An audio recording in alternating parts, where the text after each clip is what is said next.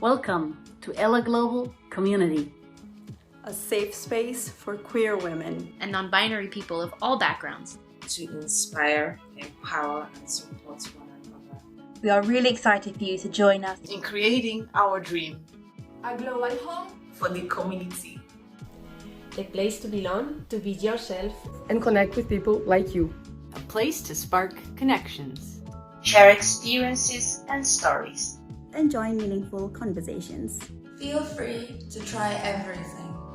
Join our groups and events. And give us honest, critical feedback. This pilot is a test version where we want to try things out and learn about your wishes. Your voice matters. And we cannot do this without you. No idea is too outlandish. What is your dream for this community? Let's build it together. Together. Together. Together.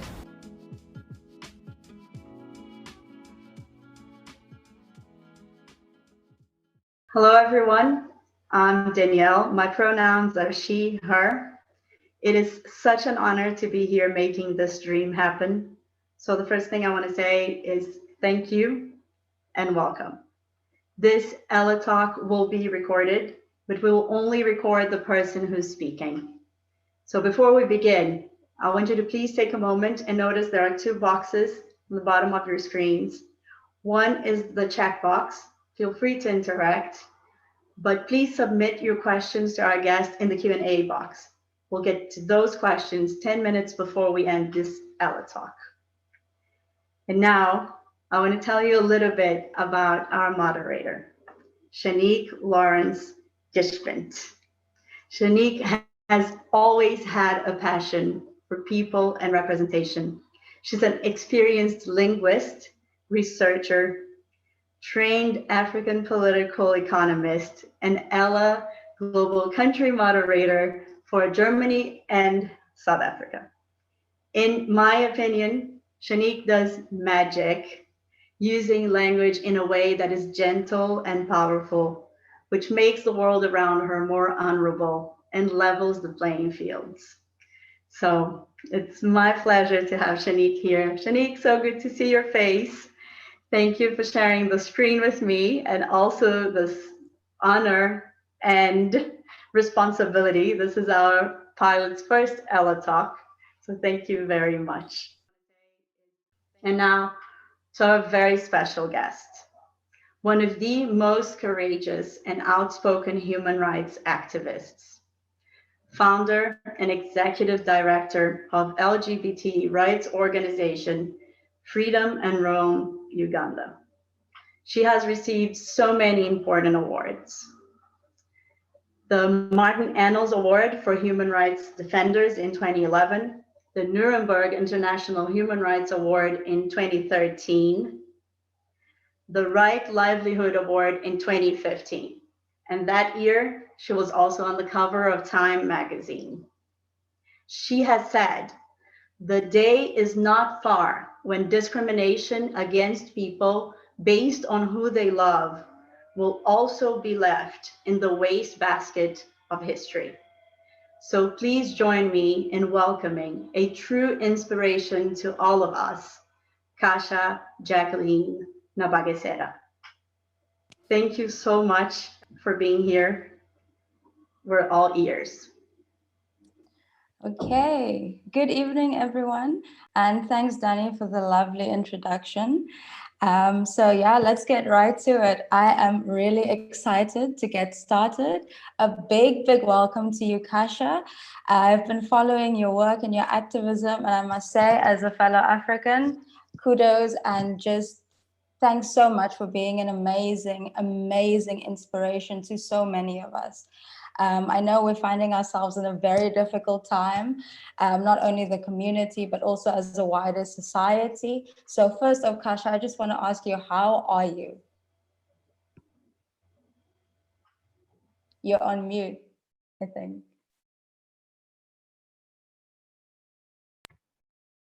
Kasha? Oh. Yeah, I'm tired right now because I've just come back to Kampala just to be in time for this. Because there's the swine fever, and I'm a pig farmer. So I had to rush to my farm, and then I had to rush back. Then I had to beat curfew. But generally, mentally and all that, I'm cool. I'm good. I'm good. No, I'm really, really glad to hear that you're good, because I know often when, like, you know, in Africa, it's, you kind of get lost at times. And I know we recently moved here to Germany, but I'm originally from South Africa. And you often feel now you have the added stress of COVID, and how do you actually take care of yourself? You know, how do you take care of your spirit, of your mind? So I just wanted to ask you, what does self-care, self-love, and at-home activism to you? You know, I lived in South Africa, Johannesburg, at the Constitutional Hill, with behind the mask. So having my lunches in the backyard of where the freedom fighters used to live really motivated me even more than what had brought me to South Africa. So for me, coming back home, I left home just to grow as a person. But living in South Africa at behind the mask, being on that Constitutional Hill every day for 18 months, even motivated me the most. So I came back saying, come Ambaya. That is Swahili, meaning come what may. Come Ambaya. I'm like, after saying what South Africa has gone through, what we are going through, and they've done this, there's no way we cannot do this in Uganda. So for me, I came back tired, but I told my partner and my brother-in-law who drove us, I told them, get me. Yeah.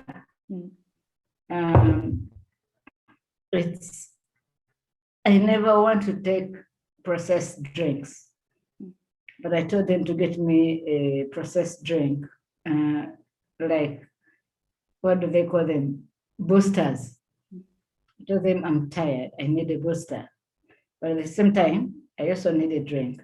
So if during my meeting halfway, I find that I need an alcoholic drink, you'll see me, I'll tell them to bring it.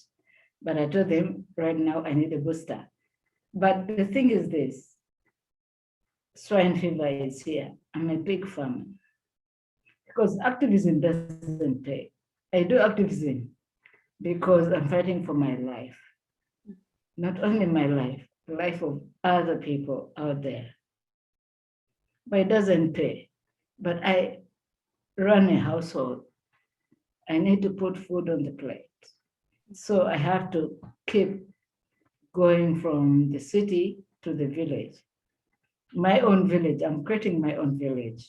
That is another story. I'm creating my own village, and my family right now is like, we accepted you the way you are. Why are you creating your own village? But I'm like, I want to be on my own village because this is where my people, when I say my people, LGBT people can freely come and visit me. If I'm dead, they'll always come. But if I'm buried onto the family land, then that will become another issue. So for me, in a nutshell, I'm glad that we have this space because with COVID, a lot has happened, but more so, marginalized communities have been doubled or tripled marginalized. People were forced into homes with people who were already against them. Economically, we are not a culture that knows how to save. economically we have all been.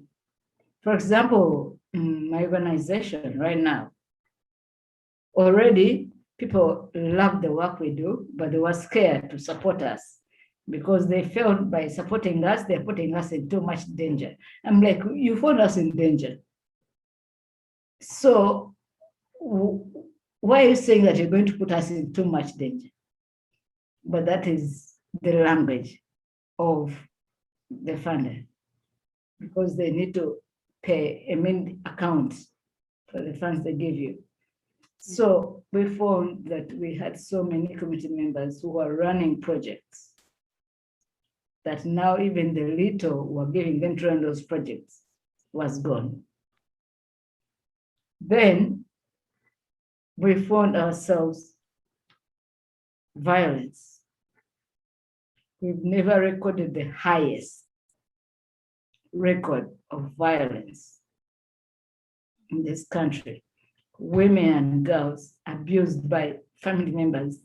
On top of that, I think it was March, a father impregnated 3 of his girl child. Then a brother also impregnated all his sisters because they were out of school, they were idle and disorderly. So for me, when it comes to how am I, you need a Bible, which time we do not have. Because I'll tell you what has happened on me, on my immediate family, who have been intimidated during especially elections. Because during the election period, the propaganda was like the LGBT communities supporting the opposition and all that. And who do they go to? Us, the leaders of the movement. Now our bank accounts were closed. Personal bank accounts, because they think money. I'm like, you're closing an account that does not even have $100. So where is the money passing if you say that you're the ones who are funding opposition leaders? So this question is large, and I could write a Bible or talk about it in a Bible form. So thank you for welcoming me here. No, it's a pleasure, and thanks so much for just speaking openly and honestly, because I know it can't be easy. And I just want to know, with all of this persecution and all of this activism that you just by nature of being yourself have to endure, how do you continually practice self-love? Because I can imagine it gets to a stage where you're like, oh my word, I am fighting and I want to keep fighting, but how do you preserve the you within that? Now, for me, it's anger that keeps me going. And I will be very sincere with you, because this is Ella and this is our space. So let's talk honestly. For me, it's anger that drives me. I don't have an idol. My idol is anger. Because I'm angry at the injustices that keep going on and on and on women who in my culture are supposed to be different, but they're different. They're supposed to be this way, and now they're different. So for me, my idol is anger. Not even my mother, who kept protecting me from all these atrocities and all this. For me, it's anger that is my idol, because I'm angry at injustice. I do not want to see anyone suffering simply because of who they are, because of who they love, or because they are a smaller class, because they are poor, or because they are disabled, or because basically anything that is classified as to the other society. You're rich, fine, stay with your money, but don't use your money to cut out our forests. Hmm. You understand? Yeah. Don't take out people's land because you're rich. Hmm. Don't get young women and say, I made you pregnant, yet I'm married and I cannot lose my wife because of status. So you have to abort. And they take them to illegal abortion clinics simply because they do not want to take them to safe abortion clinics because they will be known. You understand? So anything that is unjust for me is what drives me. But the thing is this, I spend my time with my pigs. I'm a pig farmer because activism doesn't pay. Activism doesn't pay. Activism is a passion. And that's what I tell people. Activism is a passion because you're fighting for your life, the life of others after you, and generations to come. Look, we celebrated 50 years of Stonewall. When they rioted, they did not even think about what will happen. You understand? So for me, I stand out every day. I say bye to my dogs, 3 of them. One is the mother of the other, and the other one is an adopted one because it was thrown on the road.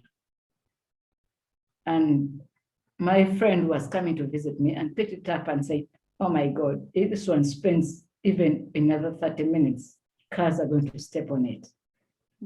Carried it and brought it to my home. If you look at it now, you'll be surprised. And that's why I gave the name Zoila. Zoila means life. Today, everyone looks at Zoila and is like, is this the little thing you picked that day that everyone thought was blind? I'm like, yeah. So for me, it's about keeping that space. During COVID, at my farm, very far from the city, where I just came from, there's a pimp, brothels and all this. And I support that bar because it's the only bar and I need a drink. So I said, what can I do? Because I need a drink, I have to buy from this bar. But what they're doing, I don't agree with it. What can I do to help? So during COVID, I took it upon myself to keep taking for them goods because sex worker movement that we work with kept getting funds to support sex workers in the country. And I said, I have sex workers in my village and they cannot go away because the pimp is the village one. I just bought land there. I don't know what happens on that village. I go there once in 2 months to check on my farm because I'm farming there. I bought cheap land there. But these girls talk to me. Because they say, Chief, because they call me Chief. They said, Chief, when you come here, you're so good to us. How come that every government official, because the whole government has bought land there, they don't treat us the way you treat us? I'm like, don't show anyone that you're going to say me, but find me behind. I'm going to pretend as if I'm going to go to the loose. And the girls told me they are sexually abused. They cannot leave even if they wanted to leave. And I told them, because if you tell them that you've talked to me, it will be a different issue. And then during COVID, they sent me a message. They're like, they cannot even afford food because the bar is closed. They cannot get customers and what. And then their pimp master is now abusing them even more, because he was already abusing them by the mere fact that he's locking them up. I told them, yeah, and guess what? I did the unimaginable, losing my farm, not taking care of these girls. I chose taking care of these girls. I didn't lose anything. One died, unfortunately. 6 are there, pregnant. 2 gave birth to children, and the 2 boys were infected. But I keep giving them free HIV services. So I'm telling you that when you ask me this question, my life, I can say, is intriguing or a mess. Intriguing or a mess. But for me, one thing I can tell you about my life is that I don't have to be everywhere anymore. I did that 21 years ago. No, actually, 21 or 22 years ago, or 20 something. I'm a mathematician, but I'm not going to count. One thing I can say about my life is that at least it's no longer just me to speak out. I've motivated so many of my peers to come out and speak. I've motivated so many organizations to grow up in different countries, and thus I've just concluded a countrywide tour. Every district, 20 people training, but you cannot finish all the districts in Uganda. We are the only country that has more than 100 districts. Yeah, but I decided that I cannot go everywhere. So let me go and train the people in that particular area so they can be able to stand up for themselves, to speak up for themselves, for human rights, to document their human rights violations, atrocities, abuses, and all that. So for me, when you ask me today, I'm a bit happy. I still want to live because there's much more to achieve. But for now, I feel that a lot needs to be done. And we cannot do it because we're not a pariah community. We need partners. Just like Ella, we need partners. Because the same thing is that, one thing is that what worked for Ella to build this huge community may not work for me to build the same community. But at least there's one thing we can learn from Ella that we can use as the Ugandan community to build. When I started Uganda Pride, well, not because I had just started Pride. I realized that I'd been to so many prides in movies, but also physically. And I'm like, we can actually do Pride in Uganda. We do not have to go on the streets. We're going to beat and bash us and all this. But we can have Pride in our own way. And I said, let's have Pride. My own people attacked me and said, what is wrong with you? One of the critics, a gay man in Uganda, said, Kasha, we all know that you're nuts, but now this you've gone far. And I said, yeah, I guess I'm nuts. Do you know why? Because I respect this gentleman. And I said, if he said I'm nuts, that means it can be possible. He thought I was going to say it's going to be impossible because I've agreed with him. 6 years down the road, here we are. For me, it's not about what we write on paper today. For me, it's about changing lives. South Africa is one of the most respected countries in the world, with the most progressive constitution in the world. But having that piece of paper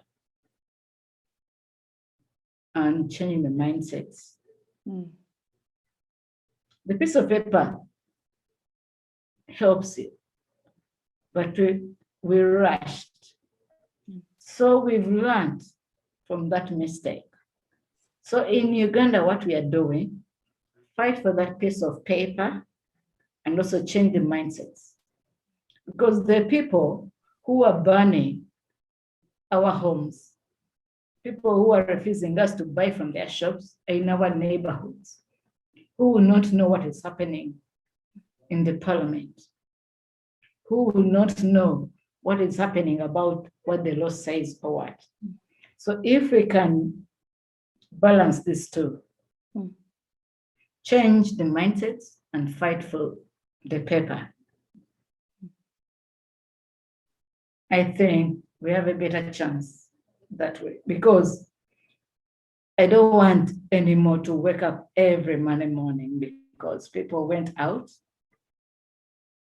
and then over the weekend because two men were dancing together and they were beat up because of the mindsets. I don't want to hear that I went to the shop and they refused. I don't want to keep being evicted from houses simply because people say, when I'm in the neighborhood, their children are going to be spoiled. Why would your children be spoiled simply because I'm in a neighborhood? So I want to change the mindsets, and that's why Bombastic is in existence. It started as a small, on this dining table where I'm seated actually. Sorry, I banged the table. No, it's all good. Go. It started on this very dining table, and I said, people, look at this newspaper. They had outed all my stuff. All my stuff. Some lost their clan privileges. Some had to go to exile. Some were like, we have to camp at your place because we are scared. And I said, enough is enough. They want to expose people perceived to be LGBT. To them, they're LGBT. So I said, why don't we just give it to them? Why don't we just give it to them? And I just posted on my social media and said, my people, they think they know, but they don't know anything. Let's give it to them. And on this very dining table where I'm seated, Culture Times was born. But then I said, if we make the newspaper, after people reading, they're going to use it for charcoal stove, and that will be gone. Why don't we make a magazine and make it glossy so that even people who want to use it for even toilet paper cannot tear it, cannot use it for charcoal stove, cannot use it for toilet paper. And Bombastic, yes, I'm called Bombastic Kasha, but for me, Bombastic was more about Shaggy, the American, because Shaggy is a lover of Uganda, and everyone knew. So I thought that, okay, even if I'm called Bombastic, but if I put that, people would think it's Shaggy coming, and people would fight for the magazine. And today, everyone still has that magazine because it's glossy. Even if you want to use it for charcoal, it will not work. Even if you want to use it for toilet, it will not work. So that's how a small anger on my dining table about the outings in the media ended up becoming bigger than myself. So I said, people who are willing to work with me on this. And that's the team I have today. One has left actually today. Yeah, because she left a mainstream media to come and work with us. Because she's like, I'm not even being paid there, but I have a cause for human rights. I would rather work for no pay for a cause than work for capitalism and all that. Yeah, and so she has said, after 6 years, she has said bye today because she has to take care of the children in the marriage and all this. And we're surely going to miss her, but she has left us with the person she has interviewed to replace her. So we are still good. So we can expect a new edition of Bombastic soon. No, it's already in print, and it's allyship. Oh, that's great. Allyship because we're, as I said, we're not a pariah, a community. We're not a pariah community. For us to be able to win this struggle, we need allies. And as you read, there are organizations that we went to and shut their doors and said, do not cause problems to us. And there are others we went to and said, I can support you, but not publicly. And then we went to the Uganda Human Rights Commission, which I was told not to talk about, but I wrote about it in the magazine because I said, the world needs to know. This is the Uganda Human Rights Commission. And one of the commissioners told us that maybe we don't have boyfriends, that's why we are gay, and maybe because we are ugly, but he's willing to give us his sons to be with us. And they attempted to make me never to speak about it. 10 years later, I said, I'm going to speak about it and I'm going to put it out there. And it's in that magazine. And secondly, we aren't a pariah. We are part and parcel of the Ugandan community. If you say 2014 Uganda Pride, the theme was the mask. And everyone kept asking me, why did you choose the mask? And I'm like, because you do not know who is behind that mask.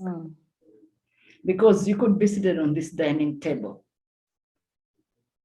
and that person is castigating and saying all this, but they do not know that the people they're talking about could be opposite them, could be on this table, could be their doctors, could be their teachers.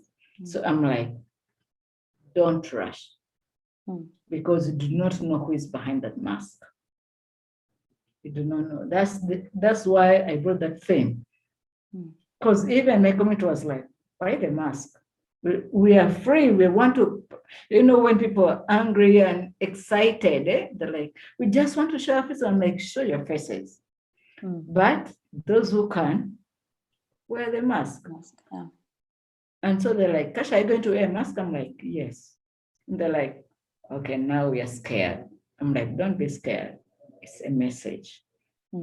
Because you do not know who is behind that mask. You sit with your family and you start talking about these homosexuals, these transgenders, this gender, but you do not know that one of them could be on the table. You're pushing them away. You do not know that your physician could be one of those people. You understand? So I told them, so if you see the 2014 even edition of Bombastic magazine, I think I'm behind, I'm the cover when you're tired of reading the magazine, when you cover it, yeah, you see me, meaning that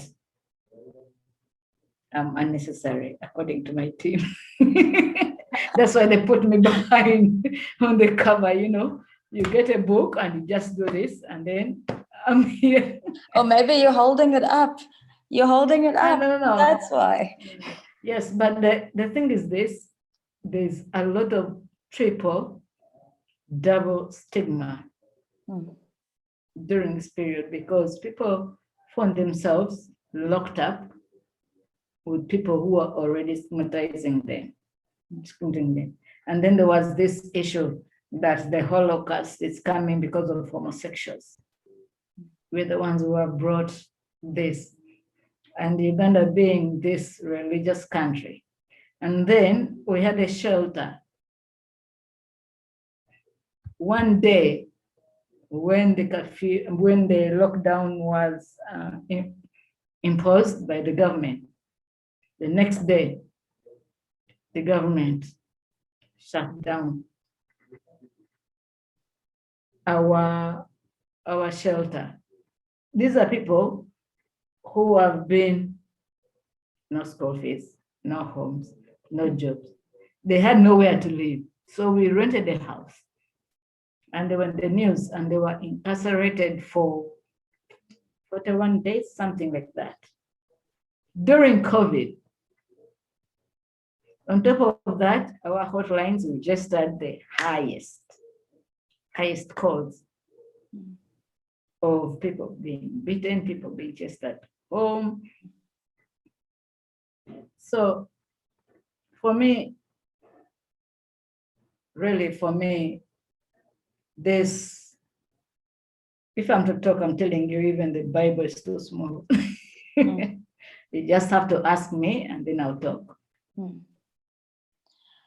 I could listen to you all day, Kasha. Oh Honestly. no, I don't want to stress you. So ask me something else. No, I'm definitely going to. I have energy so I can drinks, go. so. Okay, definitely. No, from what you speak of, I can see that you really do create safe spaces for literally everyone and anyone that you interact with, whether it is your dogs or the sex workers or your broader community. And I think that is so important. And it's also something that I can really engage with. I know when I was in university, often the only safe spaces you had was at the university, but you couldn't go home. So how do you actually navigate that? So a question that I have for you is, what hope do you have for the generation, the LGBTQI community coming after you? How are we going to actively change mindsets? Because I was so happy that you talked about the Constitution in South Africa, because people are like, oh, the Constitution is so great. But then the reality is completely different. People speak of the Rainbow Nation, and yet so many people still live in squalor. So how do we consolidate those two things? Yeah. When you talk about South Africa, it's very passionate for me because I lived there and I worked there at the Constitutional Hill with Behind the Mask. And I had to bury so many people from the community, and to that, activists. And when I left, I said, not turning back even more. It reinvigorated my energy, but for me, I call it my anger. Because for me, my idol is my anger. Because if I'm not angry for justice, if I'm not angry for health, if I'm not angry for it, then I'm not living for anything. I happen to be one of the few people in Uganda who did not have to come out. Because I didn't even know that something like that existed. These are words from Americans, from the British or what, coming out. So I lived my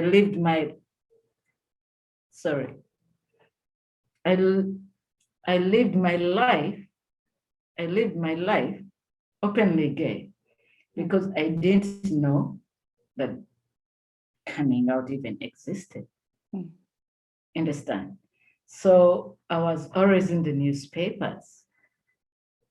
And then other people kept looking for me at university. So many people came looking for me at university. And then I'm like, why are people looking for me? They're like, because they're always in newspapers. Because in the newspapers, I was only there as lesbian party animal. That was the title they used to give me. But I didn't know that there were people who were actually looking for a sanctuary, because I had my own clique. We knew each other. Like at university, for example, every year, during the dissertation of the new students, I was on the agenda. Can you imagine a whole university? And then when they were published in the top newspaper in Uganda, they refused to give a comment because I said everything. I had proof, and I told them that every dissertation of every intake, I was on the agenda because they were warning all students to stay away from me. They said, I even have cousins who are coming to join the university. Why are you stopping anyone to contact me? So even my cousins. So I took them to the media. The media I hated because the media had already, done all that. Yeah. But the thing is this, for me, I stayed, it's like, holy shit, this is my life. Either keep quiet, die in jail, or just die. Kasha shows. I'm like, let me die fighting. And that was it. And this is 1999. I'm a fresher at university. I'm just 19 years old. I'm a university student, and I didn't even know that all along my being was illegal. I'm an accountant student. So instead, I channeled, go to lectures, and then spend the rest of the time. And internet was really a very new thing in Uganda at the time. And this is the time I found out that it's not only in Uganda, but Africa. And I'm like, what is going on? What is going on? So for me, I always even tell my colleagues, even today, the youth from the slums were here today, from the slums. I don't know, write it down, the world's place to be gay, the world's worst place to be gay. Write it down, you'll find it on YouTube. I said, no, Uganda is not the world's worst place to be gay. We have our issues. But these helicopter researchers who come, go, get their money, put their titles, but that documentary is the truth that they showed, but the title is not, we are not the worst place to be gay. Because we speak out, it does not mean that other things are not happening on the continent, around the world. So you cannot term us to be the world's worst place to be gay. But also, another thing is that, Kasha, today I'm not standing alone. The others, if you come to Uganda and you want to meet the LGBT community, you will meet others. If you came 20 years ago, you will meet only Kasha and 3 friends. Kasha and 3 friends, every meeting. Today, and that's for me one thing I say, that even if I never live to experience the freedom I'm fighting for, but at least I know I've motivated people. And people tell me, Kasha, I have opportunities even to leave the country, to live a better life. I'm like, my better life is in Uganda. Not because I'm lazy, because you cannot live out of Uganda and be lazy. You have to work every day. In Uganda, I can just drive to a ministry, have my meeting, and then another hour I drive to my farm, play with my pigs. No, but the thing is this, even my favorite food is here. I'm a bad eater and all that, but if I'm out there without my food yet, I already have issues with my eating, then I'll die. But for me, seeing the young generation saying enough is enough. Yeah. It shows that even if I'm not here tomorrow, even if some of us who started are not here tomorrow, the movement will not die. You remember in 2004, 5, our colleague in Sierra Leone, Fanyan Eddy, was murdered coming from her office in the middle of the night. And it shut down that movement for a long time. So I'm very glad that there's a Fanyan Eddy Foundation in Germany. I'm very glad because people were scared to come out that time. So a few who stood out were a target. And not everyone had family support. Not like me, who even when I was receiving the Martin Eno's Award in Geneva, I took my mother's brother, my mother's older brother, to show them that for me, family has been a foundation. Because I've been exposed for so many schools and all that, but my parents say, let's find another school that can accept her. Because my grades were always good, but then my discipline, according to them, simply because of writing love letters. I'm not even having sex, but I'm simply exchanging love letters. Yeah, well, I know that at one point, the love letters caused a fire at school because the two girls found out that I had written the same love letters to them. And during the fighting, they kind of fell down and the curtain caught fire. I'm laughing, but yeah. and actually, this is at university. And at university, this is when I was banned from going to the girls' hostel, 100 meters. Yeah, so it was in the newspapers. And I had to report to the university administration to show that I'm no longer dressed as a man. According to them, I was dressed as a man. So I had to go and show that I'm being a proper woman. Actually, they know that they were preparing me for my first TV interview because the first TV interview that the whole country ever saw was in 2007. The first time Ugandans saw people saying I'm a homosexual. Yeah, thanks, Kasha, so much for everything. This Oh, conversation. sorry, I talk too much. No, it's really enlightening, and it's only a tiny bit over time. But I think what we can really take from this is that enough truly is enough, and that going forward, we need to just equip ourselves with whatever we need to continue the fight.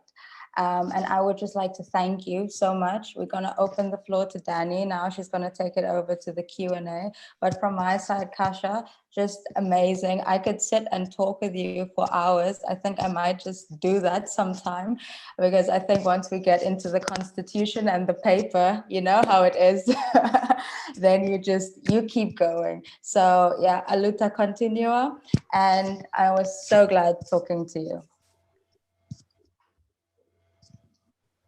It has been such a privilege just to listen to both of you talk, and please include me in the next conversation when you have hours and an afternoon to listen to Kasha. It would be a gift. Okay, so we have Kasha hellos from Singapore, London, Cape Town, the USA, Brazil, and Germany. And I just want to ask you two questions that we have here in our Q&A box. And one comes from Singapore. And the question is, how do you push yourself through during the moments the injustice or anything in your life feels overwhelming? What do you do?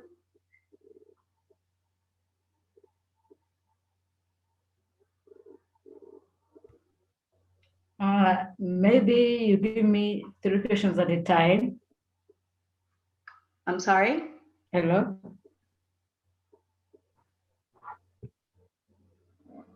Do you want me to repeat the question? No, I'm saying that maybe you give me 3 at a time. 3 at a time. Okay. So yeah, from because Singapore, the network is so poor. I understand. So I want to utilize.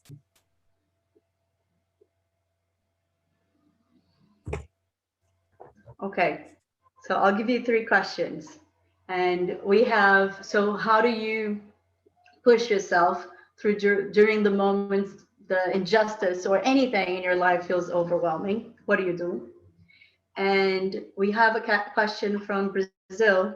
Cris wants to know, after the 2014, when the bill was declared null, were there any improvements? Do you feel safer after the homosexuality bill was declared null in 2014? And one more question is, you talked a lot about the value of anger in your fight for liberation, and I relate to that so much. This question comes from Italy. Does pleasure also play a part, and how?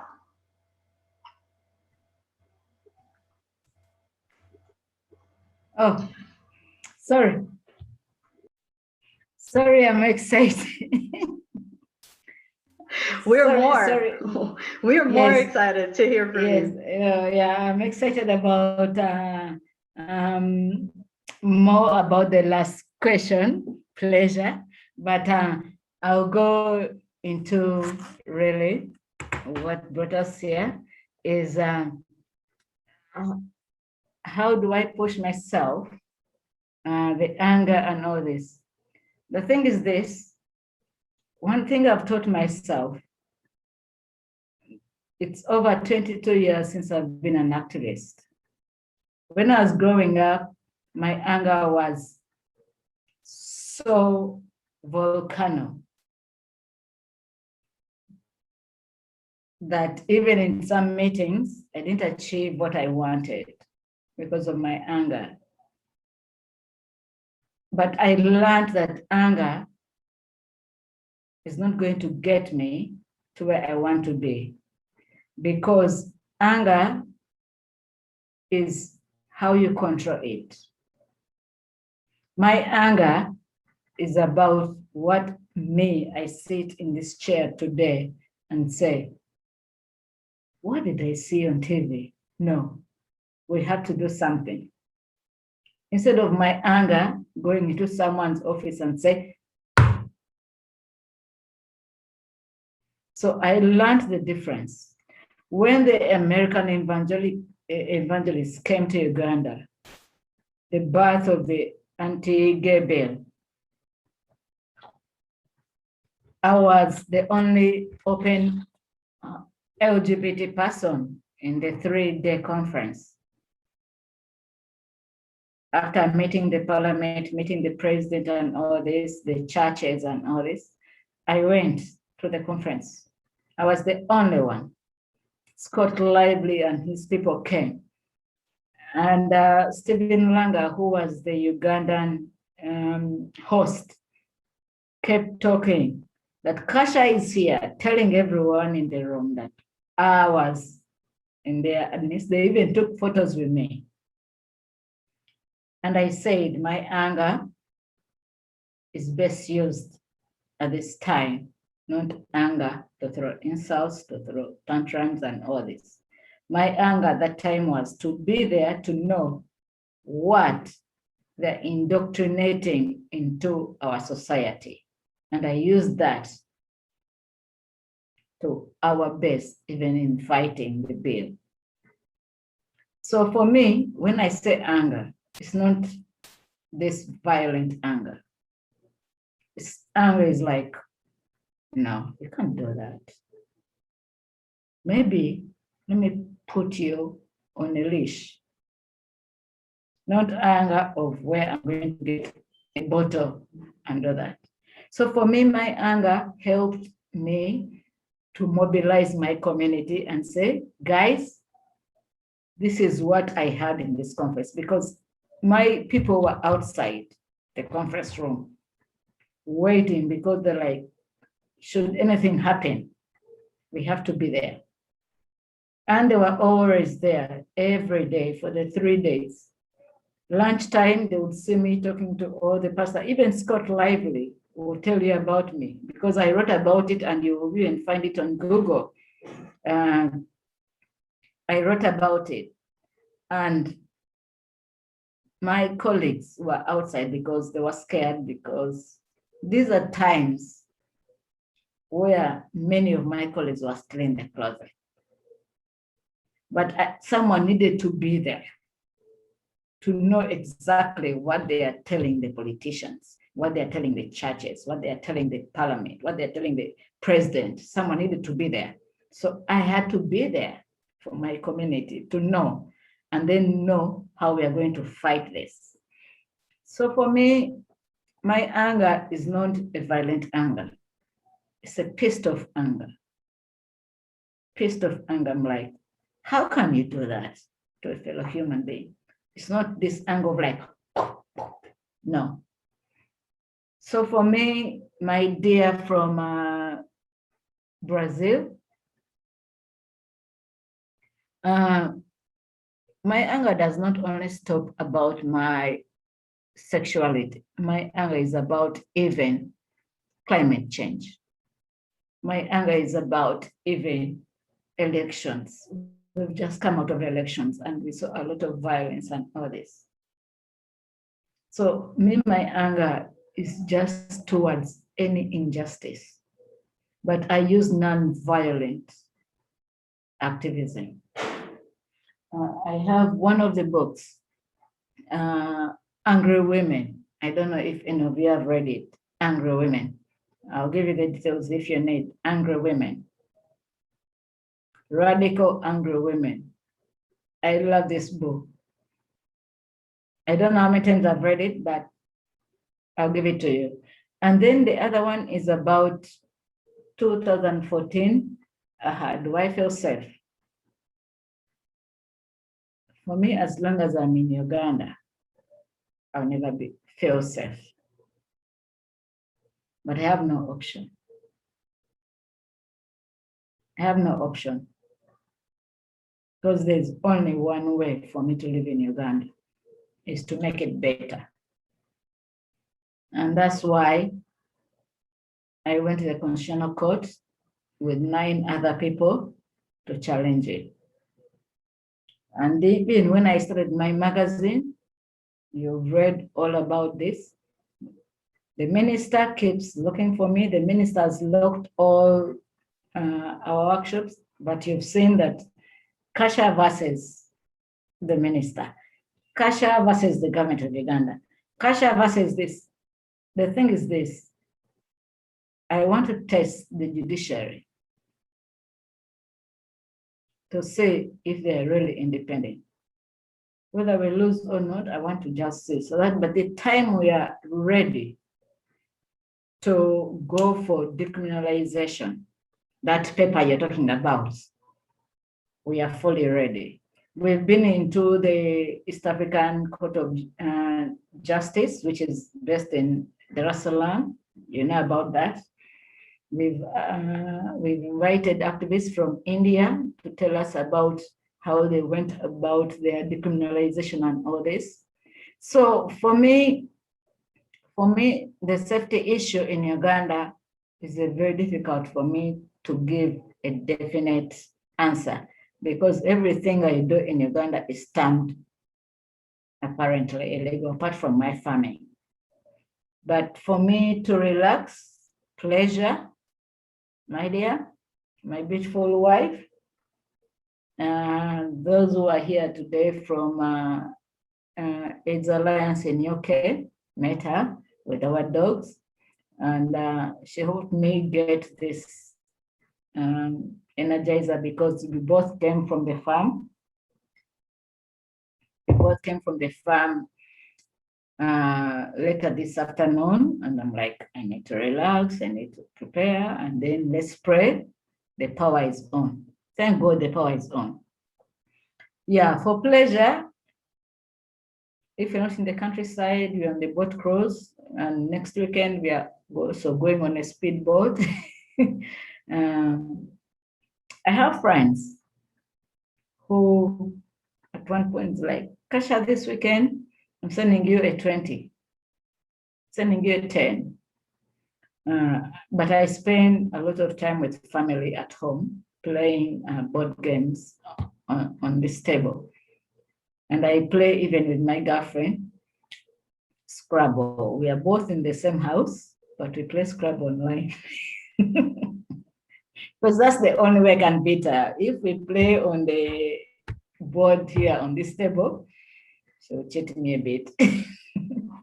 So, but pleasure, on a serious note, for me, pleasure is very important because I remember in 2010, I realized that every Monday morning I woke up to emails of my colleagues who have gone out to have fun, pleasure in a lodge or at a bar or at a party, and simply because they held hands, they were beaten. So all the time I had to go to the police station, a clinic, all this. And then I said, why do we spend so much money into these establishments that do not respect us? So I said, there's a place that I saw along the way, on my way to work, on my way to Freedom and Ram, Uganda, actually, because it was just opposite. I said, maybe I could open up my own community. So after work that day, I passed by and I said, how come there are no customers here? They're like, oh, the bar is closing and all this. I'm like, really? Why is it closing? They're like, oh, no customers, no marketing and all this. I'm like, for us, when it comes to marketing, I already have a community. I don't have to market. In my head, so I said, how much? I couldn't afford it. I went to my mother. My mother said, you're going to drink it by yourself. Because she knows how much I like. She knew how much I liked partying. So she said, I wouldn't advise you to open up a bar because you and your friends are going to make the bar dead. I'm like, no, it's not about even investment. It's about bringing the community together. You've been there 10 years ago when we started. Why not now? Because she was there 10 years ago. We used her home office to build Freedom and Rome, to build SMAG and all that. So she gave me my first capital. And then I opened. I remember Frank, me and Frank were invited for Euro Pride in Stockholm, 2010. Stockholm, it was, I think, Euro Pride, and it was hosted, I think, in Stockholm, or it was Stockholm Pride. And then were gifted